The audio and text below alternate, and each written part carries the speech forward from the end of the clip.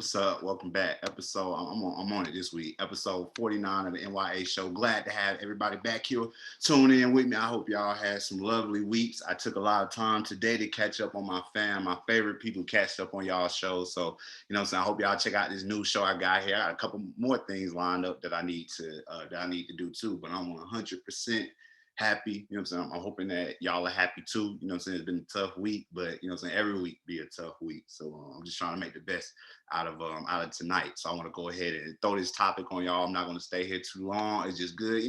Glad to see a little good news going on. The First Step Act released them from prison, and the government tried to lock them back up. So here's the story. In December 2019, a group of former federal inmates gathered on Capitol Hill to meet with congressmen, leaders, and White House officials. The men had been released early from prison under the First Step Act, a sweeping bipartisan bill that allowed federal prisoners with qualifying drug offenses to be released. Pretty sure we all got our gist on that. There was a bill, bipartisan bill that was signed under Donald Trump, and that's what the First Step Act is. It gets people out when you're in jail doing football numbers for nonviolent drug offenses. Ronald Mack and his younger brother Rodney were found guilty of conspiracy to sell more than 5 kilograms of cocaine and more than 50 grams of crack cocaine, and among dozens of former inmates who attended the reception in Rayburn House building. Natives of Plano, New Jersey, they had been released from prison a month.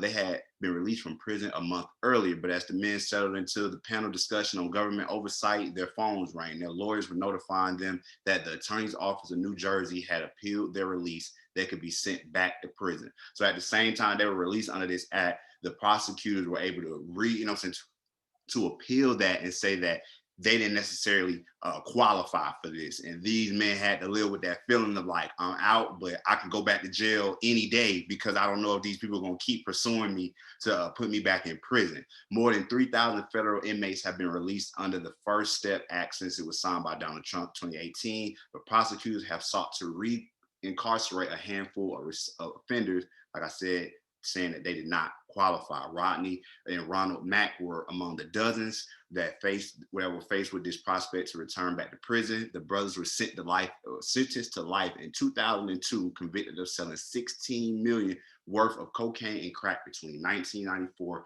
and 1999. They were convicted, but they were not convicted of violent crimes. Their brothers did not ever even selling drugs. This story reminds me of anybody that's ever seen For Life, that was just got canceled. It was the 50 Cent show that was about Isaiah. I believe Isaiah Wright. He got incarcerated wrongly, became a lawyer in jail, and fought and eventually got himself released out of that life sentence that he was doing. So that's what this story reminds me of. But I just want to take the time to be glad that they got a call that this is over, that the charges have been dropped, and that they can now go ahead and keep living their life like how they want to. You know what I'm saying?